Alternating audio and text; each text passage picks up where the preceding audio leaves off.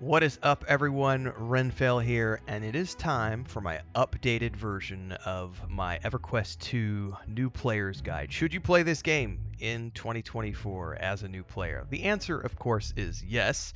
There are a lot of caveats to that, which I'm going to be talking about in this video. But this is a game that is near and dear to my heart. I don't play it religiously anymore. I'll play it once a year. I'll drop in for a little bit. I haven't played it as a main in a very long time. But the first 7 years that this came out, I only played this MMO. It came out in 2004, a couple of months before World of Warcraft, and this was the game that had me by the short and curlies, and it's the reason why I never played World of Warcraft with any serious intent until 2023 when I started playing at BlizzCon. Of course, I did start with World of Warcraft Classic a couple years back, but that's a little different. But I never really played World of Warcraft because this game existed at the same time, and I came over from EverQuest 1, and I absolutely loved this game. I have a lot of great memories in EverQuest 2. It's a lot different these days than it used to be. So I'm going to kind of walk you through, if you're a new player or if you're someone who hasn't played for a very long time, should you play this game? Yes, you should. But I do want to talk about all the things you might want to know before you do that. So we're going to be talking about all that today, and I'm going to be showing you why this is a great game if you just want to come in and find something to fill in the gap, play 30, 40 hours here and there. It's free to play, although there are VIP perks that you get, and there are certain servers that you can only play if you're a VIP subscription. But if you're just looking for something to try out and you've never tried it out before, the free-to-play version is great. I've got guides for the last few years. Every year we do an updated version. I haven't done the version this year yet, but comparing the free-to-play version versus the VIP version for subscriptions. So go check those out. If you haven't already done so, there's a playlist down below. Before we get going, if you haven't ever watched one of my videos before and you're new here to my channel, don't forget to like, subscribe, hit the bell icon so you never miss an update. I do a lot of different things here on the channel, including movies and TV shows and reviews and things of that. We also have a lot of different games that happen. I stream daily on here and over on Twitch. We're multi-streaming 8 a.m. Central every single day, so hopefully we'll see you in other live streams as well. Without further ado, let's talk a little bit more about EverQuest 2. So when this game came out, it took me by surprise because it had way better graphics than EverQuest 1. It had tons of voice acting. It had quest hubs and quests in a way that we came to find out shortly afterwards that World of Warcraft was doing it in a very similar way. It had instance dungeons. It had open dungeons. It had lots of different options. There were raids, which this was neck and neck with World of Warcraft for a long time, even though it never had the population that World of Warcraft had. The raids were very much about, and still are, complex mechanics, having scaling groups of you can have 2 groups of people, 3 groups of people, 4 groups of people, 6-person party groups. And so I remember, back in the day, like going into the raids where you need, 24 people, and there was a good time when we had a good 7-year run in this game, like I said, where we were raiding all the time. And this was when I got to top 3 worldwide status in EverQuest 2, was because we were running a raid guild, and it was a lot of fun. Those days are long gone, but there's a ton of content in this game, which is why I bring that up. There's also a really great crafting system and a really great, I would argue that it's probably the best housing system on the market today in terms of player housing. Obviously Star Wars: The Republic and Lord of the Rings Online have housing, ESO has housing, but I think EverQuest 2 just does it better. But that's just personal opinion. But there's a lot of stuff you can do with the player housing. Now, if you're playing it in 2024 as a new player, here's some caveats. One is that if you're going to create a standard character, you're only going to be able to create a character on one of the traditional servers, which are the legacy servers that have been around. So my characters, as an example, are on the Antonia Bale server largely. I have 2 different, actually I think I have 3 accounts, because I have my 2 accounts and I have my wife's account. The Antonia Bale server has been around since the game launched, so I've got a lot of memories tied to that server. And so if you play on a traditional server, the thing to understand is that there's no low-level population. Everybody's at the cap who's on those servers. And this is a game much like Star Wars: The Republic, Lord of the Rings Online, EVE Online. All of these games have around 30,000 active players. And this game is roughly the same. EG7 has released the population reports every year for the past few years since they bought out Daybreak. Those population reports are public. It does have a healthy population of players who continue to play the game. Like I said, it's equal to Lord of the Rings Online, Star Wars Republic, and EVE Online, which all have in between 25,000 and 35,000 players on an active basis. So we usually just say around 30,000. And it hasn't declined over the years. It's just kind of maintained that for, I would argue, the past 10 years or so, and they don't look like they're going away anytime soon. They're continuing to push out new expansions every single year and lots of new content, so you don't have to worry about this going anywhere. But even if it were to sunset in the next 2 years, who cares? You could still come on and play on a free-to-play account and get tons of enjoyment out of the game, because there are literally thousands of hours of entertainment that you can play for free if you want to. The VIP stuff is mostly for quality of life perks, like having the ability to have more gold, things of that nature. And also, there are certain servers over here that you'll notice that you can only get access to if you have a subscription.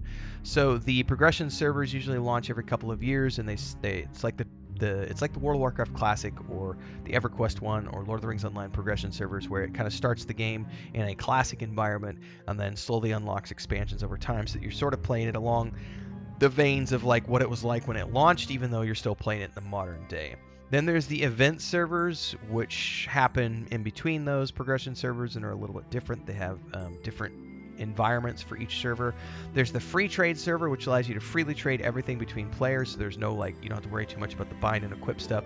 And then there's the lore and legend server, which is the one, I think that happened, if it wasn't 2023, I think it might have been 2022. 2022 was when Lore and Legend dropped, and that's a new server that has like scaling stuff, and you can play with anybody at any level. So lots of different rule sets depending on what you want to get into, but they all require a monthly subscription if you want to play on those. So if you're on a traditional server, really the only benefit to having a subscription is going to be the quality of life perks and things like getting the monthly coins that you would get, which you can then spend in the store for things like XP pots and health potions and lots of cosmetic gear and everything else. And this game does have a lot of cosmetics, so lots of stuff to talk about there. But let's go ahead and jump in on one of my characters here. I've got one of my ranger here is in Kinos. And as he's loading in, I just want to talk a little bit about, if you're playing on a progression server from when they launch, if you're looking to play when there's lots of people playing the game, that's going to be one of the things you will notice is the difference between a legacy server and a progression server. Is the legacy servers have everybody's kind of at the low level playing together, but people go quick because they're all buying XP pots and they're veterans and they've done it 50 different times, and so it's not about going slow.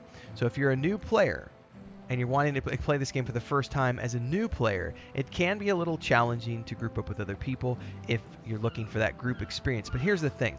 Modern EverQuest 2, much like Star Wars: Republic, World of Warcraft, EVE Online, all these other legacy MMORPGs, the modern version of this game is not really an MMO anymore. It's a single-player RPG that has group elements that you can choose to participate in if you want to, but 90% of the people who play this game play it as a single-player RPG, or they get together with friends and family, or their small guild, or maybe they have an active guild who's raiding, but you very much need to be a part of that inner community if you want to take advantage of like group-based content. If you're just playing this for the sake of playing it to try it out as a new player, you're going to be playing it as a single-player RPG. So just put the idea of this being a group-based game out of your mind, because it's not. You can do everything solo these days, especially because one of the first things that they do as soon as you start playing these days, excuse me, is you get access to a mercenary, and I'll pull mine out real quick.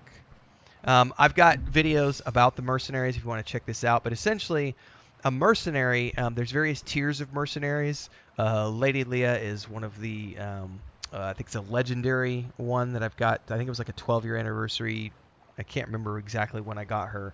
But essentially, all of these mercenaries take up they take the place of other group members. So they usually are the equivalent to 3 or 4 other party members. And in the case of the legendary ones, they can be like having 4 or 5 other people at your back. So as long as you're very careful, you can go do dungeons with Lady Leah without needing to worry about having any other people. But there is a group finder in this game. So if you want to go run dungeons, you can. There's a queuing matchmaking system, just like in Star Wars: Republic, World of Warcraft, so on and so forth.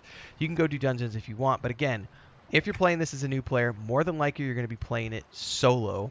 and you're going to be prompted to get a mercenary to journey with you to help you out with the story and just explore the game. And that's the thing here, is that when it comes to the story, there are thousands of hours of entertainment to be had without ever needing to get into raiding or group-based gameplay. I don't even know, I'm not looking at it right now, but I think they've done around 18 or 20 expansions over the years, and there's just tons and tons of story to go through with all of those. There's different types of quests. You have like your normal quest that you do, like running around here. I think we might even, I don't know. I think so. Like on the map, you'll notice there's like a feather icon up here. Supplies to fill your adventuring I'm pretty sure it's needs. this guy in here, even though I don't been so actively. long since I've- Yeah, he's got a quest. So these are, a lot of these are voiced, which was, when it came out, it was mind blowing that this game had voiceovers, because in 2004 no one was doing voiceovers. This is way before Star Wars: The Republic or ESO, and especially coming off of EverQuest 1, where it was all text based. I remember logging in this game and running around keynotes and just having my mind blown, and then like having the leader of the bad guy city be, Christopher Lee, coming off of, the Lord of the Rings films. It was like, oh my god, so but there's lots of different quests that you can do, but there's normal quests. Then they have things called signature quests, which are these massive quest chains that require a lot of effort. Some of them require raids. And then there's things called heritage quests, where you're questing for items that exist in EverQuest 1, but they came over here as these sort of legacy items that you can go quest for. And the cool thing about this game, this ties into the housing, which I'm going to show you here in a little bit, is everything you earn from the heritage quest, as an example, can then be mounted on your wall of your house or mounted somewhere in your home, so that once you're finished using it, you can turn it into a mountable item. And that's the same with many of the items that you can get from raids and dungeons. Is almost everything in this game that is like a legacy item or a heritage item can be turned into a mountable object for your home. There's different types of player housing. There's lots of different styles of player housing. There's guild housing and guild halls. And I argue to this day, that the guild system in EverQuest 2 is one of the most complex guild systems out there, even to this day, where the guild has levels, and there's lots of different perks for the levels. The access to guild housing, there's these guild status points which allow you to buy bigger houses for your guild, and then there's upkeep on those houses. In order to keep the upkeep going, you need to have active people playing the game, otherwise you can't pay the upkeep. So I mean, it's lots of ways to play the game, but it's kind of like, do you want to do it on your own? You can go off and do this stuff, but if you want to get together with a group of friends, there's all this stuff you can do, and so there's tiers of availability for all the different things. The crafting system is really rich and in depth, although these days I would argue that unless you're playing really, really slow, the crafting is meant to mostly just get you leveled up to the cap so that you can then make the end game stuff.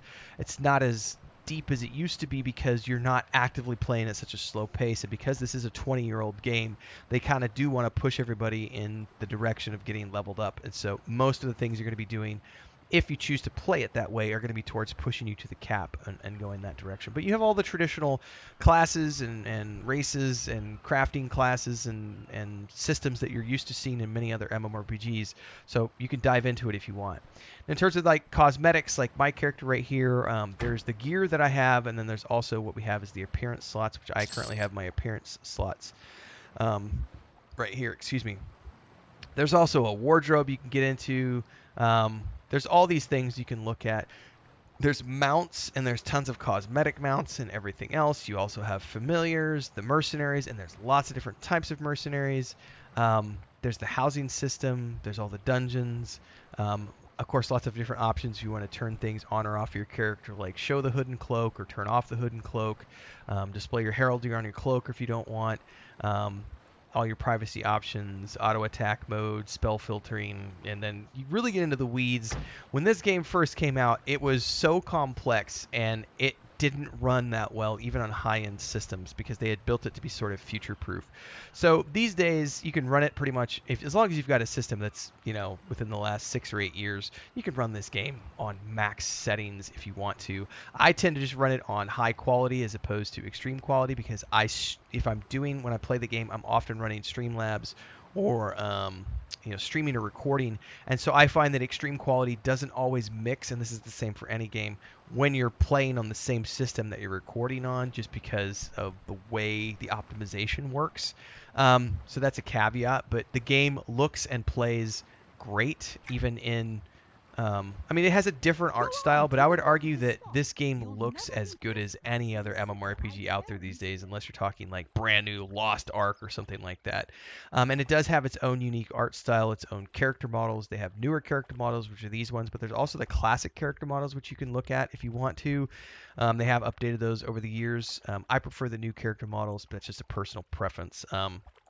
Anyway, let's look at the map really quick. It's better yet, actually, if we go over here, because if you're going to be a new player, I already have other videos talking about the starting areas that you can choose from, so you might want to check that out, because there are different starting areas depending on if you're good, evil, or neutral as a race. But then when we talk about like the world, like that's probably it's a better option if I take it here, because this shows a little bit more. These are all of the different zones that exist in this game. There are and these are broken down into, I guess these aren't even zones. These are areas and continents, and then these are broken down into further places and dungeons and everything else. There are hundreds of places to explore in this game, and when you start off in the game, you're either going to be choosing to go the classic route, which is going to be starting off on like the newbie island, and then you go to Kinos if you're a good player, or you're going to go to Freeport if you're an evil character. Or you could choose one of the newer starting areas like Kelethin, or which is for good, or the Darklight Wood, which is for the evil characters. And then they have the neutral areas, which I think are the newest. I think one is called Gorowin, if I'm not mistaken. I hardly ever start there, so I don't really remember the name of it that well. Or Frostfang Sea, which is New Hallis, and that's like arguably the best area for new players because it has the best starting gear. But all the starting areas pretty much get you from level 1 to level 20, and you'll end up with a mount by the end of it. So don't stress too much about where you choose to start. Just understand that the most streamlined is going to be like New Hallis and Gorwin, or Kelethin and Darklight Woods. Those areas all have great 1 to 20 experiences with a free mount at the end of that, so that you can get straight into the game. And they all have breadcrumb quests, which lead you out from there into the other areas of the game. Now, this game does not scale. It does not have scaling content like World of Warcraft or Elder Scrolls Online. So it very much is a level-based game.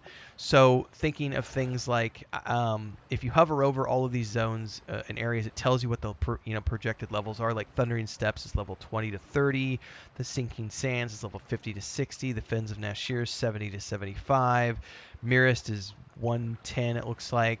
Savani Expanse 120 to 125, the Sundered Frontier is 80 to 90, Stoneburnt Highlands 85 to 90, the Bone Mire 65 to 70, and most of these are related to expansions. And I don't know, because it's been a while since I played, I don't know if there's an easy way in game to see. Quick commercial break, everyone, to celebrate and give thanks to all of these amazing people who keep me on the air full time. Really appreciate the support. All you got to do is join as a member. You get access to private videos. You can also do super thanks on any upload, or super chats and stickers on any live stream or premiere you see. And beyond that, don't forget we're multi-streaming over on Twitch now, so you can support over there as well.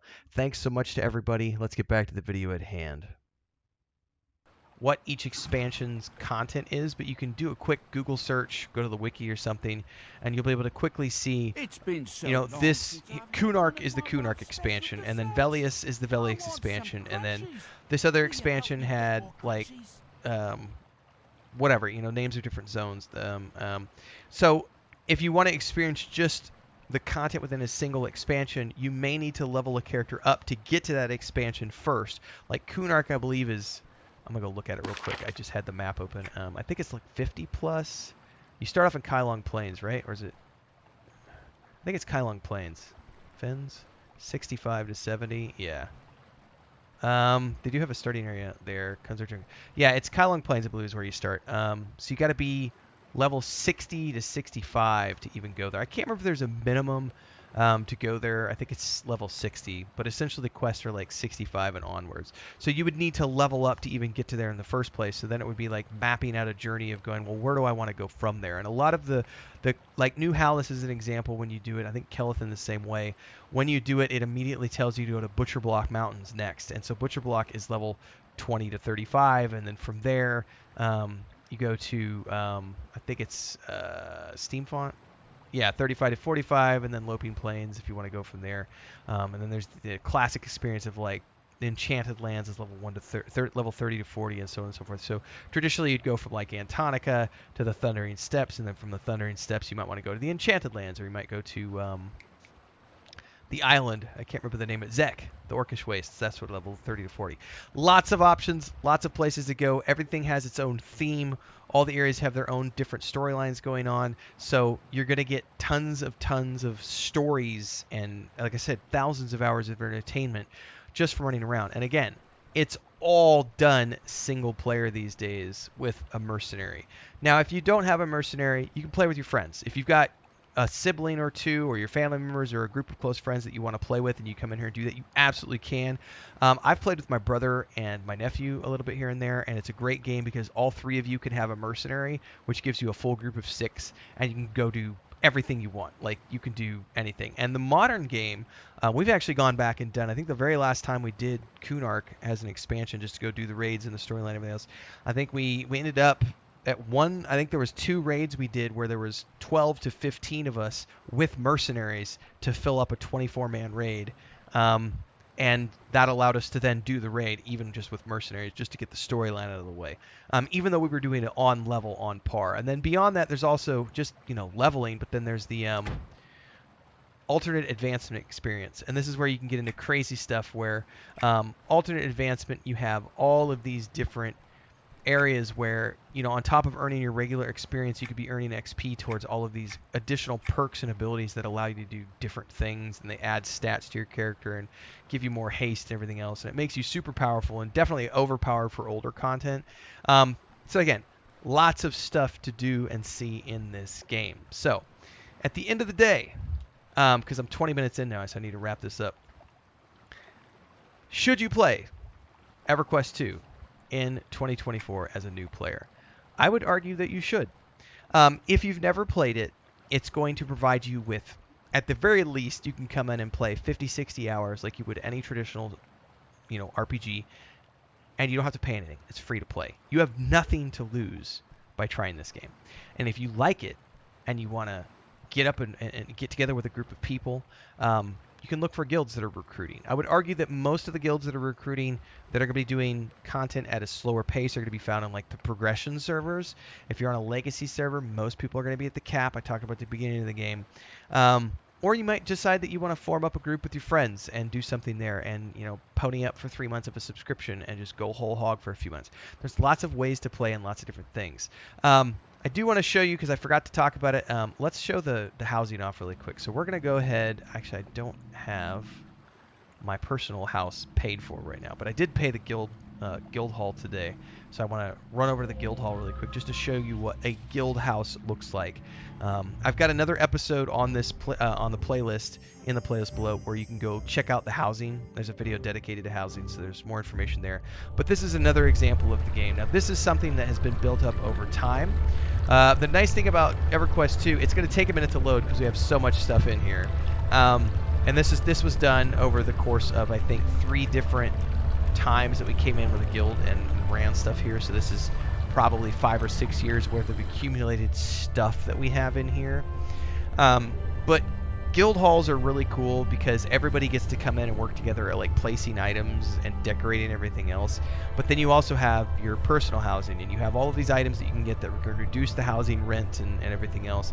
So we can take a run around here real quick, because this in and of itself is a whole other game that you can play, because there's all these items that you can place and trophies from like these are all raid trophies from things we've done. You can go over here. There's all these teleportation things that allow us to get around the world easily. I'm pretty sure Joseph did the bar over here, so we have like the whole bar set up with all of our bartender and NPCs over here. And we just have one of the medium, like this isn't one of the big guild halls. This is just one of the like medium ones that was fine for us because I think we've only ever come in here I think with a max of about 75 people. But if you've got a big guild of a few hundred people, they have really big guild halls where you can have a lot more space. But you can come downstairs. There's lots. I don't think we've done too much downstairs. Yeah, there's some stuff down here, but not a ton. Most of the stuff's upstairs. So there's personal housing, there's guild housing, there's all sorts of stuff, which is why I say, in terms of things to do, and let's go outside real quick because I think I can actually just go straight out into New Hallis and I can show you like the new starting area, one of the newer starter areas in Frostfang Sea. In terms of sheer value for your money, considering it's free to play and you could just go crazy without worrying about paying a subscription or needing to pay for any expansions or anything like that, you can come in here and just get going. Play at your own pace. Play, I don't know, you can play a couple hours a week. You could play 20 hours a week. It's kind of up to you. But the end story here is that there is a ton of stuff to do, whether or not you're talking about, adventuring, whether you're talking about crafting, whether you're talking about raiding, do you want to do housing, all these different things you can do. There's still all the decorations from Christmas as we look around, like the candy case and everything. EverQuest 2 is a great game. It's a deep game.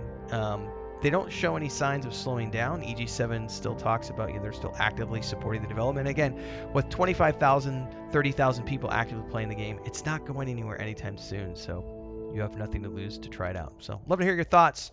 Drop them down below. If you have played this game before and you've got additional commentary that you'd like to add, and you have positive things to say, let us know in the comments below.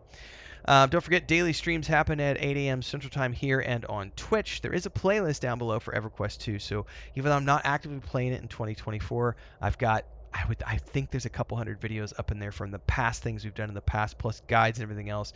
They're not necessarily all up to 2024, but not a lot has changed over the past few years, so that information should still be valid, even if it's a video from like 2020 or 2022. So check all the videos out, check all the guides out. I'll see everybody in the next one. Until then, stay safe. Happy gaming.